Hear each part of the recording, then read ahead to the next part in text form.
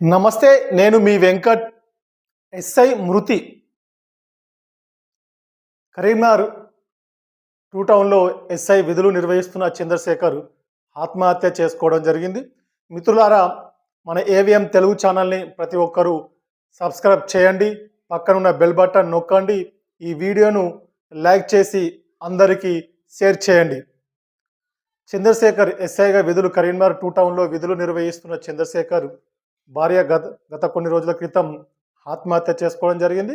అది తట్టుకోలేక ఈరోజు ఎస్ఐ చంద్రశేఖర్ వారి అత్తగారి ఇంట్లో ఆత్మహత్య చేసుకోవడం జరిగింది. చాలా బాధాకరమైన విషయం. సరే, తల్లిదండ్రులు ఇద్దరు సరే, మీ ఇద్దరి మధ్యలో వ్యక్తిగతంగా ఎలాంటి విభేదాలు ఉన్నాయో, ఎలాంటి గొడవలు ఉన్నాయో కాస్త పక్కన పెడితే, మీరు క్షణికావేశంలో ఇద్దరు ఆత్మహత్య చేసుకొని మరణించడం జరిగింది. మరి వీరికి ఇద్దరు పిల్లలు ఉన్నారు. మరి వారి పరిస్థితి ఏంది? మరి భవిష్యత్తు ఏంది? వారి పరిస్థితి అసలు ఏంది? నిజంగా చాలా దయనీయమైనటువంటి పరిస్థితి. పాపం చిన్న పిల్లలు. వాళ్ళ పరిస్థితి చూస్తే చాలా బాధాకరంగా ఉంది. సరే, ఎంత ఆర్థికంగా ఉన్నప్పటికీ, ఎంత డబ్బు, ఎంత ఫైనాన్షియల్‌గా ఉన్నప్పటికీ, ఎంతమంది బంధువులు ఉన్నప్పటికీ కూడా తల్లిదండ్రులు లేని లోటు ఎవరు పూడ్చాలి? ఎవరు తీర్చాలి? నిజంగా వాస్తవం చాలా బాధాకరమైన విషయం. అంటే చాలా బాధ అనిపిస్తుంది. ఈ సంఘటన తెలిసిన తర్వాత, చూసిన తర్వాత ప్రతి ఒక్కరి గుండె నిజంగా చలించిపోతా ఉంది వాస్తవంగా. మనము సరే, మీ ఇద్దరి మధ్య ఎలాంటి గొడవలున్నాయి, ఎలాంటి విభేదాలున్నాయి, సరే ఎవరి తప్పు ఒప్పులని కాస్త పక్కన పెడితే, ఇప్పుడు పిల్లల పరిస్థితి ఏంది అసలు? సరే, మీరు ఇద్దరు ఆత్మహత్య చేసుకున్నారు, వెళ్ళిపోయారు. కానీ పిల్లల పరిస్థితి, పాపం చిన్న పిల్లలు, ఇద్దరు పిల్లలు ఉన్నట్టుగా తెలుస్తుంది. నిజంగా వారి భవిష్యత్తు ఏంది అసలు?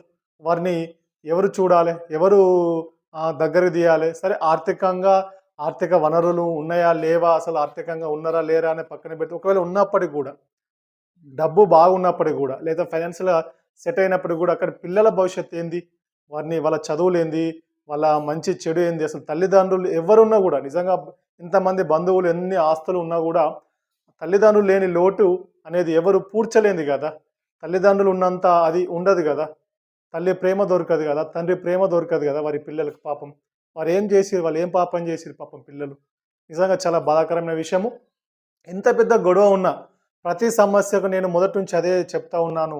ఖచ్చితంగా ప్రతి సమస్యకు, ఎంత పెద్ద సమస్య ఉన్నా, ఎంత పెద్ద విభేదాలున్నా, ఎంత పెద్ద శత్రుత్వం ఉన్నా, ఎంత పెద్ద నష్టం జరిగినా, ప్రతి సమస్యకు నిజంగా కూర్చుని సమస్యపై చర్చల ద్వారా, నిజంగా ముఖ్యంగా చెప్తా ఉన్నా నేనని, చర్చలు అనేటివి చాలా ఇంపార్టెంటు. అది ఇరు వర్గాలు కావచ్చు, ఇరువురు కావచ్చు, ఇద్దరు వ్యక్తుల మధ్య కావచ్చు, ఏ సమస్య వచ్చినా, ఏ ప్రాబ్లం వచ్చినా కూడా చర్చల ద్వారా ప్రతి సమస్యకు పరిష్కారం అనేది ఉంటుంది. ఖచ్చితంగా మంచి హృదయంతోటి, మంచి మనసుతోటి ఖచ్చితంగా చర్చలు కొనసాగిస్తే, చర్చలు చేస్తే తప్పకుండా దాంట్లో పరిష్కారం అనేది తప్పకుండా ఏదో ఒక మార్గంలో ఖచ్చితంగా పరిష్కారం దొరుకుతుంది వాస్తవంగా. సో, ఇవాళ పరిస్థితి ఏంది? తల్లి చనిపోయింది. తల్లి గత 3-4 రోజుల క్రితమే తల్లి ఆత్మహత్య చేసుకుంది. సేమ్ ఇదే సిచ్యువేషన్. కరీంనగర్‌లో వాళ్ళు ఉంటున్నటువంటి ఇంట్లో ఆత్మహత్య చేసుకొని చనిపోయింది. 4, 5 రోజుల తర్వాత సరే, ఏమైందో సరే, కొంత ప్రచారం ఏందంటే వాళ్ళ యొక్క అంటే వారి ఎస్ఐ చంద్రశేఖర్ భార్య పేరు దివ్య. ఆ దివ్య వాళ్ళ తల్లిదండ్రులు, అంటే వారి యొక్క బంధువులు, వారి యొక్క కొంచెం కోపానికి రావడం, చంద్రశేఖర్ మీ వల్లనే మా మా కూతురు, మా దివ్య చనిపోయిందని కొంత ఘాటుగా మాట్లాడడం, పైకి వచ్చి కొంచెం దాడి చేసే ప్రయత్నం చేసిరని కొంత ప్రచారం అయితే జరుగుతుంది. మరి అది వాస్తవం ఎంత అనేది మనం తెలియాల్సి ఉంది. వాస్తవంగా సరే, ఏమైనప్పుడో కొంత అవమానంగా తను ఫీల్ అయ్యిండు. నా వల్లనే తను చనిపోయిందని వీళ్ళు ఆరోపణ చేయడము అనేది కొంత వ్యక్తిగతంగా కొంత మనసును నొచ్చుకొని తీవ్ర స్థాయిలోకి మనోవేదనకు గురై, వాస్తవంగా వారు కూడా, అంటే ఎస్ఐ చంద్రశేఖర్ ఆత్మహత్య చేసుకున్నట్టుగా కొంత ప్రచారం అయితే సాగుతూ ఉంది. నిజంగా ఏమైనప్పటికీ కూడా సరే, ఏది వాస్తవం, ఏది అవాస్తవం అనేది కాసేపు పక్కన పెడితే, ఇద్దరు తల్లిదండ్రులు చనిపోవడం మాత్రం ఇప్పుడు పిల్లల ఆ నరకం, ఆ బాధ, ఆ పాపం అంతా కూడా పిల్లలపై పడే ప్రమాదం ఉంది. పడ్డది ఆల్రెడీ కూడా. ఈ రోజు నుంచి పిల్లల పరిస్థితి ఏంది అసలు? నిజంగా చాలా దయనీయమైన పరిస్థితి. పిల్లల పరిస్థితి. ఇద్దరు పిల్లలని చెప్తా ఉన్నారు. వారికి ఇద్దరు పిల్లలు ఉన్నట్టుగా కనబడతా ఉంది. నిజంగా వాస్తవంగా ఇది చాలా బాధాకరమైన విషయం. ఏమైనప్పుడు కూడా ఇలాంటి నిర్ణయం తీసుకోవడం మాత్రం ఇద్దరు అతిపెద్ద తప్పు చేసిరు. మొట్టమొదట తల్లి దివ్య చేసింది అతిపెద్ద తప్పు. నిజంగా మరణించడం, మీరు కనీసం ఆ మరణించే సందర్భంలోనో, అలాంటి నిర్ణయం తీసుకునే సందర్భంలోనూ కనీసం పిల్లలు గుర్తు రాలేదా మీకు? నిజంగా ఒక్కసారి మీరు గుండె మీద చేసుకొని సరే మీకు ఎంత నొప్పి ఉన్నా, ఎంత పెయిన్ ఉన్నా, ఎంత ఆవేదన ఉన్నా, ఎంత బాధ ఉన్నా, ఎంత కష్టం, నష్టం జరిగినప్పటికి గూడా, ఎంత అవమానం జరిగినప్పుడు గూడా, ఎంత అవహేళన జరిగినప్పటికి గూడా, పిల్లల పరిస్థితి, పిల్లల భవిష్యత్తు ఏంది? అసలు పిల్లలు ఎవరు చూసుకుంటారు? పిల్లలు గుర్తుకు రాలేదా మీకు? కనీసం పిల్లల గురించైనా ఆలోచిస్తే బాగుంటుండే. ఇది చాలా తప్పుడు నిర్ణయం. మీరు తీసుకున్న తప్పుడు నిర్ణయం వల్ల ఇవాళ పిల్లల పరిస్థితి, పిల్లలు అనుభవించే పరిస్థితి ఎదురైంది ఇవాళ. పిల్లలు ఎంత నరకం అనుభవిస్తారని వాళ్ళు చదువుకోవాలి. వాళ్ళ చదువులు, వాళ్ళు పెద్ద పెరగాలి. వాళ్ళ భవిష్యత్తు ఏంది? ఎంత అంటే తల్లిదండ్రులు ఉన్నంత ప్రేమ, అనురాగాలు పిల్లలకి ఎక్కడ దొరుకుతాయి? వాళ్ళ ఫ్రెండ్స్, వాళ్ళ స్నేహితులు గాని భవిష్యత్తులో తల్లి ప్రేమను చూసినప్పుడు గాని, తండ్రి ప్రేమను చూసినప్పుడు గాని వీరికి లేదు అనే ఒక బాధ, మనోవేదన గురైతారు గదా! వాస్తవం గదా ఇది. నిజంగా చాలా అంటే చాలా బాధాకరమైన విషయం ఇది. మనం ఎంత ఓదార్చినా, పిల్లల్ని ఎవరు దగ్గరికి తీర్చినా గూడా, ఎంత ఆర్థిక వనరులు ఉన్నప్పటికి గూడా, ఎంతమంది బంధువులు ఉన్నప్పటికి గూడా, నేను మళ్ళీ మళ్ళీ చెప్తా ఉన్నా, తల్లి ప్రేమ పిల్లలకు దొరకదు. తండ్రి ప్రేమ పిల్లలకు దొరకదు. వాళ్ళు ఏం జేసుకున్నారండి నిజంగా? మీరు జేసిన తప్పుకు శిక్ష వాళ్ళు అనుభవించాలా ఇవాళ? మీరిద్దరు చేసినటువంటి తప్పుకు ఇవాళ శిక్ష అనుభవించేది వాళ్ళిద్దరు పిల్లలు పాపం. నిజంగా ఇది ఎంత బాధాకరమైన విషయం అంటే పిల్లలు కనీసం మీరు చనిపోయే ముందో, మరణించే ముందో, ఆత్మహత్య చేసుకునే సందర్భంలోనో ఆ నిర్ణయం, ఆ ఆలోచన వచ్చినప్పుడు కనీసం పిల్లల భవిష్యత్తు ఏంది? పిల్లలని మీకు గుర్తుకు రాలేదా? కనీసం ఒక్కసారి పిల్లలను చూసి, పిల్లలను గుర్తు చేసుకుంటే ఈ నిర్ణయం జరగకపోవచ్చు, తీసుకోకపోదురు కావచ్చు కదా!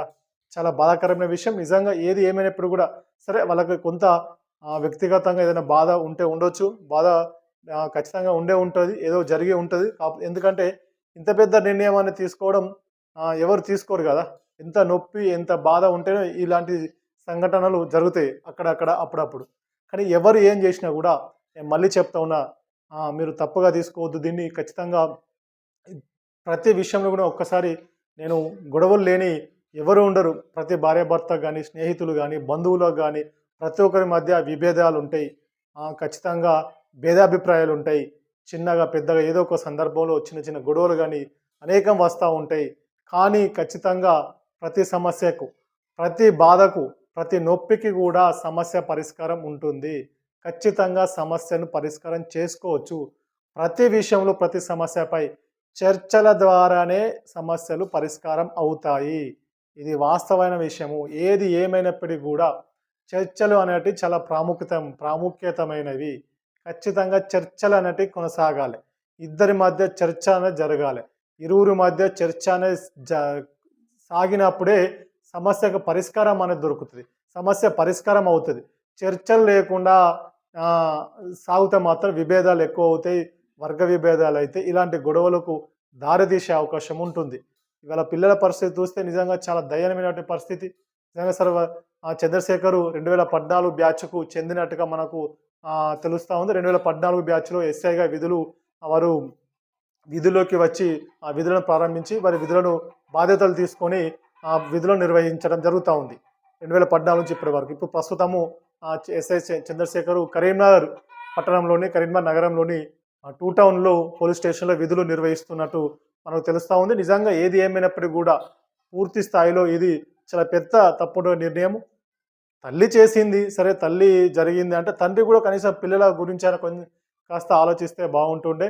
ఎందుకంటే ఇవాళ పిల్లల పరిస్థితి చాలా దయనీయమైనటువంటి పరిస్థితి తయారైంది. నిజంగా చాలా బాధాకరమైన విషయము.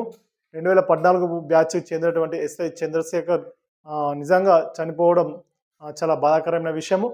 ముఖ్యంగా వారి భార్య దివ్య గత కొన్ని రోజుల క్రితమే, 4-5 రోజుల క్రితమే వారు కూడా దివ్య అంటే వారి సతీమణి దివ్య కూడా ఆత్మహత్య చేసుకొని చనిపోవడం జరిగింది. సరే, ఇది 2 కుటుంబాల మధ్య ఇటు ఎస్ఐ చంద్రశేఖర్ కుటుంబంలో గాని, దివ్య కుటుంబంలో గాని 2 కుటుంబాలకు వాళ్ళ తల్లిదండ్రులకు, వీళ్ళ తల్లిదండ్రులకు చాలా తీరని లోటు, చాలా తీరని నష్టం ఇది. చాలా ఆవేదన, ఎవరు పూడ్చలేనటువంటి ఆవేదన, బాధ.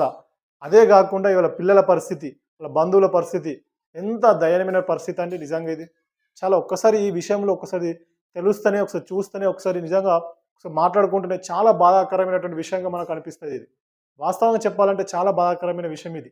ఇంత పెద్ద మీరు ఒక హోదాలో ఉండి, ఒక నలుగురికి చెప్పే అంటే స్థాయిలో ఉండి కూడా మీరు ఇలాంటి తప్పుడు నిర్ణయాలు చేసుకోవడం చాలా నిజంగా ఇది చాలా బాధాకరమైన విషయం. ఎంత స్ట్రెస్ ఉన్నా, ఎంత పెయిన్ ఉన్నా చాలా స్ట్రెస్ ఉంటది వాస్తవంగా. ఎంత స్ట్రెస్, ఎంత పెయిన్ ఉన్నప్పటికి గూడా ఇలాంటి నిర్ణయాలు ఎవరు గూడా తీసుకోవద్దు.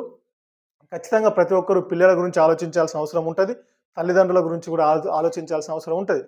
అంటే పెళ్లి అయిన వాళ్ళైతే ఖచ్చితంగా పిల్లలుంటే పిల్లల గురించి ఆలోచించాలి ప్రతి ఒక్కరు. పెళ్లి కానివాళ్ళు ఎవరైనా ఉంటారో తల్లిదండ్రుల గురించి కూడా ఆలోచించాలి.